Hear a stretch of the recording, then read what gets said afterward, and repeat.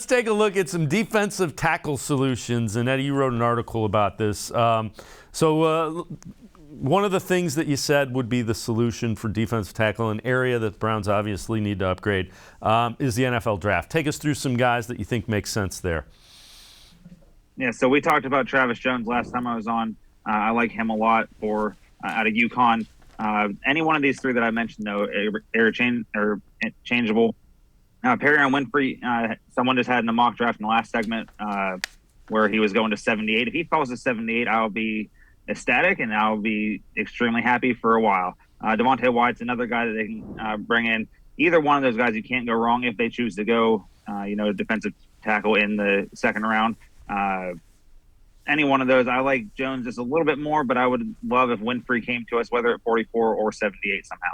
Yeah, I just finally got to see Jones, some video of him, and a big guy that can move. So I'm with you as far as Travis Jones goes.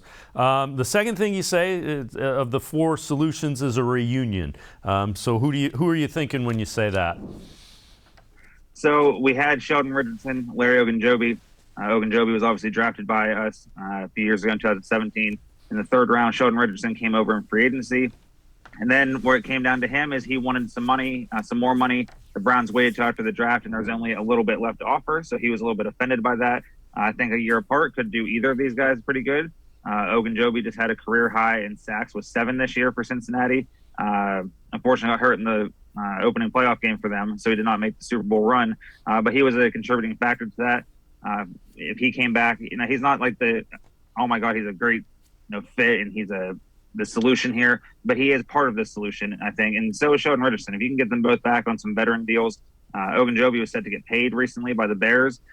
That fell through because it was failed physical. So I think bringing one of those guys back, especially Ogunjobi, who has grown up even with the Browns and last year with the Bengals, I think either one of those would be a good option. All right, then we got a couple of free agents as the third and fourth. So the first one is Eddie Goldman. What do you like about him? What do you see from Goldman? Goldman, I think he's a younger guy. A lot of these guys are like in their 30s. He's about 28 or so. He's a big guy that can move as well.